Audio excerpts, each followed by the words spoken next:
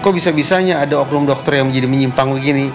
Menurut saya justru pertanyaan terbesar sekali lagi tidak tertuju kepada psikotesnya, tapi pada pengawasannya. Nggak usah tiap tahun, tiap bulan dites kejiwaan pun selama tadi sistemnya tidak baik, ya tetap ada pelanggaran.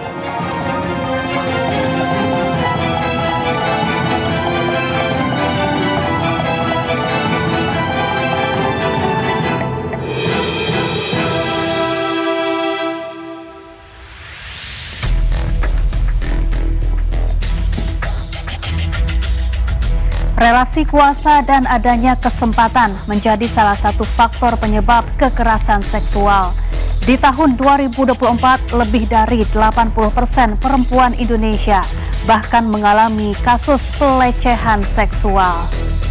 Ironisnya, kasus eksploitasi seksual kini juga tak mengenal batas usia. Terlebih para pelaku adalah orang-orang yang justru berprofesi sebagai pelindung dan pengayom masyarakat. Baru-baru ini kasus kekerasan seksual bahkan dilakukan para oknum dokter di ruang pemeriksaan.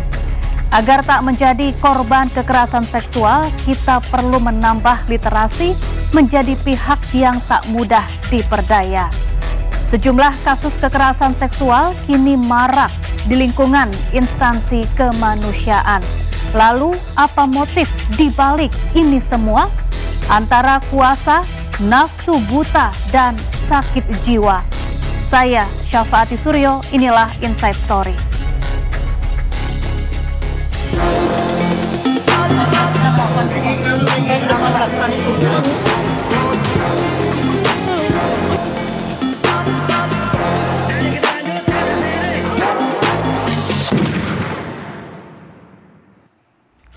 Pemirsa, Dokter Residen Anestesi Unpad Priguna Anugrah Pratama terancam 17 tahun penjara atas kasus pemerkosaan yang dilakukan di rumah sakit. 3 wanita menjadi korban pemerkosaan, 2 diantaranya pasien dan 1 anak pasien.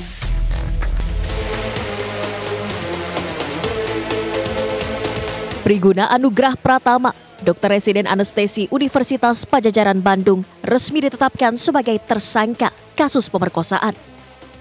Polda Jawa Barat menjerat pelaku dengan pasal berlapis Undang-Undang Tindak Pidana Kekerasan Seksual dengan ancaman hukuman 17 tahun penjara.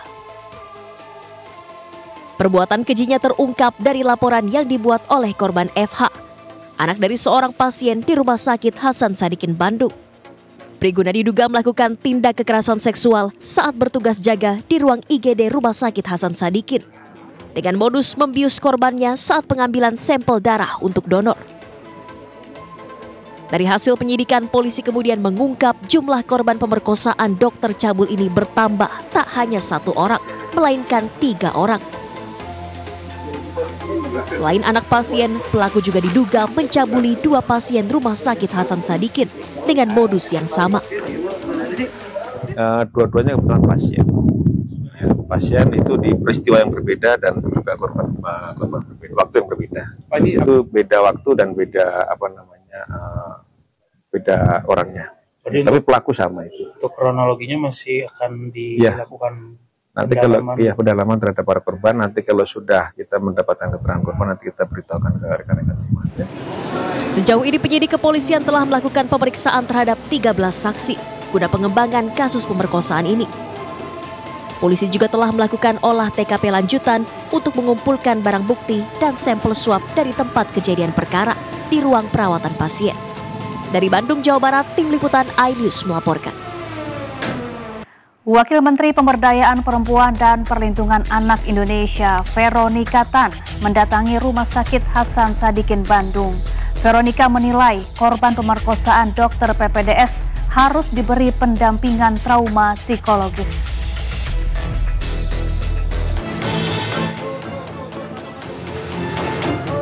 Wakil Menteri Pemberdayaan Perempuan dan Perlindungan Anak Indonesia, Veronika Tan, mendatangi Rumah Sakit Hasan Sadikin Bandung Senin siang lalu. Kedatangan Veronika untuk melihat secara langsung kondisi tempat peristiwa pemerkosaan oleh oknum dokter residen Unpad terhadap pasiennya di rumah sakit ini. Veronica kemudian berkeliling dan melihat langsung gedung MCHC lantai 7, lokasi tempat pelaku melakukan tindak kekerasan seksual terhadap pasiennya. Jadi hari ini kita mencoba melihat permasalahannya itu di mana. Kita ingin ada hukum jerah. Jadi ada efek jerah dari hukuman maksimal. Jadi ini adalah seorang oknum sebenarnya yang berbaju dokter ya. Jadi tidak menginiin hanya karena seorang oknum yang memang bermasalah, tapi bagaimana hukum yang setimpal, yang semaksimalnya untuk diberikan, karena korban itu kan ada trauma, jalan hidupnya masih panjang, bagaimana menolong korban itu sampai bebas dari trauma, belum lagi efek-efek yang terjadi akibat ya tanda petik perlakuan kekerasan seksual ini ya. Jadi dari Kementerian PPPA tentu akan mendorong terus mengawal kasus ini. Kementerian PPPA akan terus mendorong dan mengawal kasus ini. Veronica berharap pelaku diberikan hukuman semaksimal mungkin. Dari Bandung, Jawa Barat, Billy Maulana Fingran melaporkan. Sebelumnya, polisi mengungkap 3 korban pemerkosaan oleh dokter residen Unpad Priguna Anugrah Pratama dibius dan diperkosa dengan modus yang sama. Polisi juga pastikan aksi keji tersebut dilakukan pelaku seorang diri.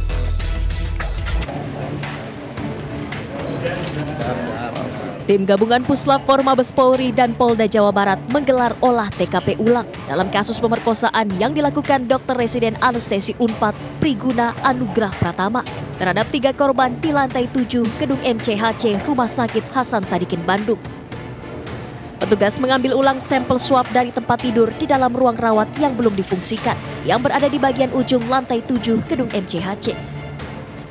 Hal ini dilakukan setelah dalam olah TKP awal, petugas menemukan 5 jenis obat bius di lokasi tersebut. Polisi memastikan pelaku beraksi seorang diri dengan memanfaatkan kondisi ruang perawatan yang tidak terkunci dan belum difungsikan. Polisi mengungkap sebelum melakukan aksinya, pelaku diduga telah mempelajari situasi di gedung baru rumah sakit dengan menaiki lift hingga lantai 6 dan mengakses lantai 7 melalui tangga darurat. Nanti kita belum ya. Tapi jumlahnya banyak ya? Tidak terlalu banyak juga, tapi ya cukup potong bius dulu. Bius selama 4 jam, maksudnya dari jam 1 sampai... Ada yang lama, ada yang ukuran korban kan ada yang sejam, ada yang sampai 3 jam lebih. Kalau yang kedua korban ini, yang terbaru tadi itu, biasanya berapa jam tuh? Yang pertama sekitar 4 jam, yang kedua sekitar 1 jam. Dalam kasus ini, 3 wanita menjadi korban pemerkosaan oleh seorang dokter residen anestesi di Rumah Sakit Hasan Sadikin Bandung. 1 di antaranya merupakan anak pasien, sementara 2 korban lainnya merupakan pasien.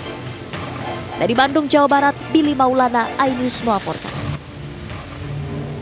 Keluarga korban pemerkosaan kecewa terhadap layanan Rumah Sakit Hasan Sadikin Bandung. Pasalnya, pasca kejadian, pihak RSHS dinilai lepas tangan.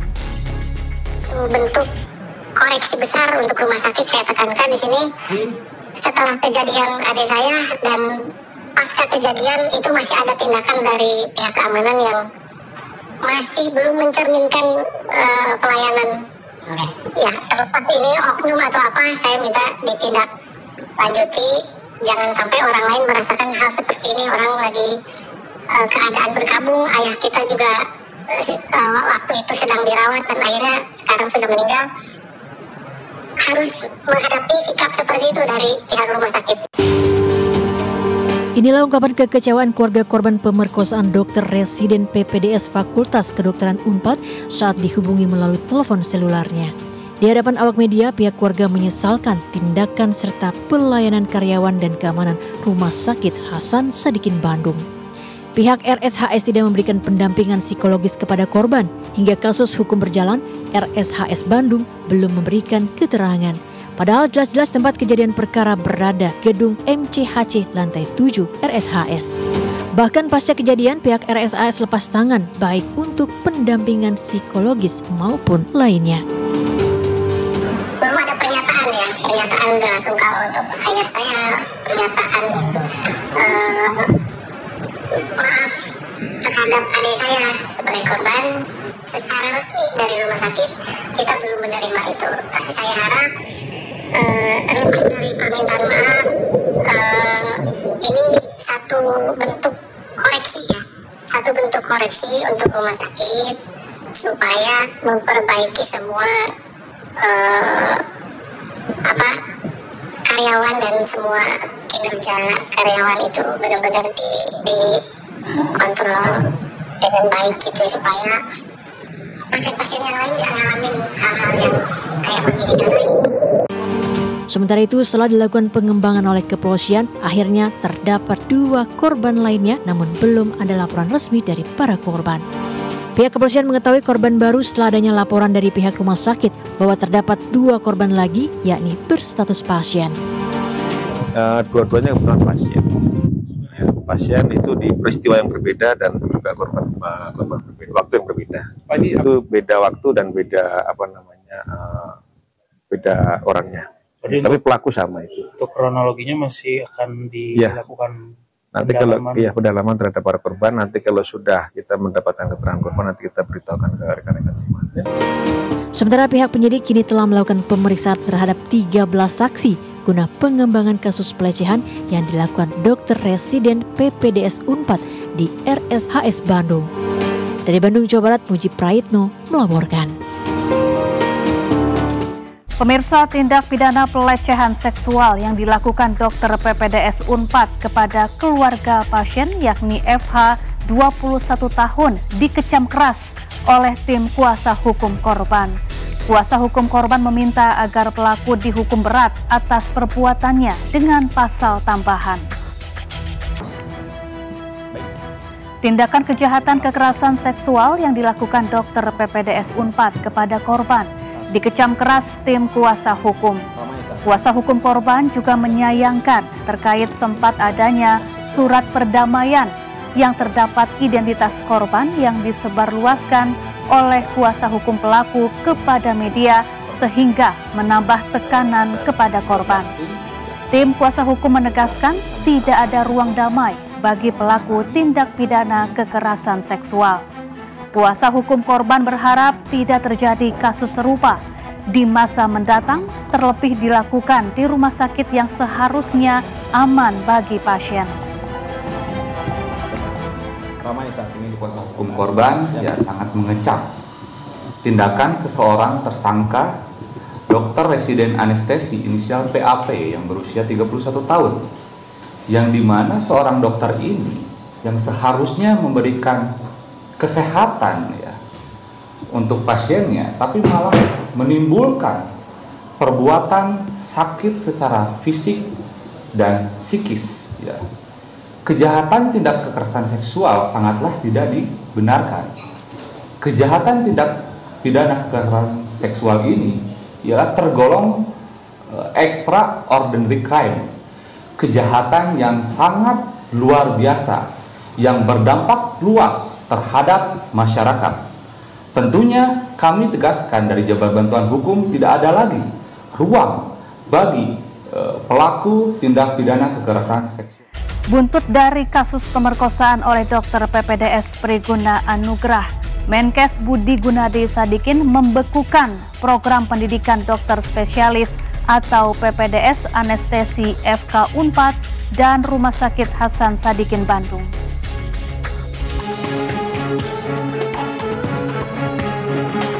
Kementerian Kesehatan membekukan program PPDS Anestesi di Universitas Pajajaran. Pembekuan ini buntut dari kasus pemerkosaan yang dilakukan oleh oknum dokter PPDS di Rumah Sakit Hasan Sadikin Bandung kepada keluarga pasien. Menteri Kesehatan Budi Gunadi Sadikin membekukan program ini selama 1 bulan untuk dievaluasi. Kita akan freeze dulu anestesi di dan untuk lihat kekurangannya mana. Kita perbaiki sambil jalan freeze dulu. Kita sekarang di peding kita mau mengasah dari Kemenkes yang benar-benar baru sehingga dia kasih dan ketiga ini kan bisa dicegah. Ini kan masalah di mana masyarakat. Nah sekarang kemudian mewajibkan itu semua yang mau masuk harus tes. Kementerian Kesehatan akan mencabut surat tanda registrasi dan surat izin praktik milik pelaku. Hal ini dilakukan untuk memberikan efek jera kepada tenaga kesehatan yang melanggar aturan. Tim Liputan iNews melaporkan. Sebelumnya, Gubernur Jawa Barat Deddy Mulyadi menanggapi kasus pemerkosaan dokter residen di Rumah Sakit Hasan Sadikin Bandung. Deddy meminta ada seleksi ketat bagi calon tenaga medis. Orang nomor 1 di Jawa Barat ini meminta hukum berdiri tegak dan memberikan sanksi yang tegas tanpa pandang bulu kepada pelaku pemerkosaan keluarga korban di RSHS Bandung. Demi mengembalikan kepercayaan terhadap perguruan tinggi dan dunia kedokteran, pelaku harus dihukum berat. Ia juga meminta adanya seleksi ketat bagi yang masuk ke dunia kedokteran. Jadi hukumannya harus tegas dan harus cepat diambil keputusan yang bersifat hukuman dari perguruan tingginya. Karena apa? Karena itu kepercayaan. Kemudian yang berikutnya adalah mengevaluasi rekrutmen dokter. Artinya ada aspek-aspek yang terpenuhi. Kita jujur di hari ini yang masuk ke dokter itu yang punya duit. Oke, pinter aja nggak cukup. Menanggapi maraknya kasus pelecehan seksual yang dilakukan oleh oknum tenaga medis, psikolog forensik Reza Indragiri menyebut usulan tes kejiwaan rutin tidak menjadi jaminan, melainkan harus adanya fungsi pengawasan yang baik. Tidak habis pikir kalau masyarakat masih menganggap bahwa psikotes itu adalah segala-galanya. Seolah-olah siapapun, termasuk dokter yang lolos dari psikotes, maka selamanya dia akan berkelakuan baik. Selamanya dia akan berkepribadian normal. Padahal tidak demikian. Kondisi psikologis manusia itu dinamis, fluktuatif. Kadang baik, kadang buruk, kadang normal, kadang abnormal, kadang tinggi, kadang rendah, kadang stabil, kadang tidak stabil. Intinya seseorang yang hari ini sudah dikenakan psikotes dan katakanlah hasilnya positif, tidak jaminan bahwa besok, lusa, dan seterusnya dia akan terus-menerus positif. Karena itu, ketimbang terus-menerus bicara tentang bagaimana nih pertanggungjawaban psikotesnya? Kok bisa-bisanya ada oknum dokter yang menjadi menyimpang begini?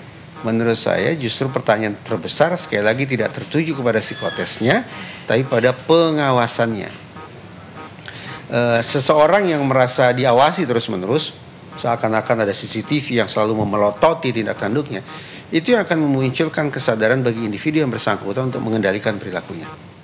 Ikatan Dokter Indonesia tidak menampik usulan tes kejiwaan rutin bagi para dokter. Namun IDI tetap menekankan pemerintah harus memperbaiki sistem praktik kedokteran. Ada usulan tiap tahun dites kejiwaan.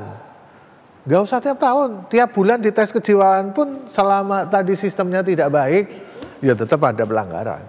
Itu loh. Karena kejiwaan itu kan munculnya setiap saat. Pada saat normal di tes kejiwaannya normal, nggak ada masalah. Di saat saya kelelahan, ya, di saat saya kelelahan, kemudian saya nggak punya uang, punya pasien secantik Mbak Anita, ya tergoda lah, ya kan, gitu loh. Artinya itu hal-hal yang manusiawi. Ada niat, kalau nggak ada kesempatan itu nggak akan terjadi.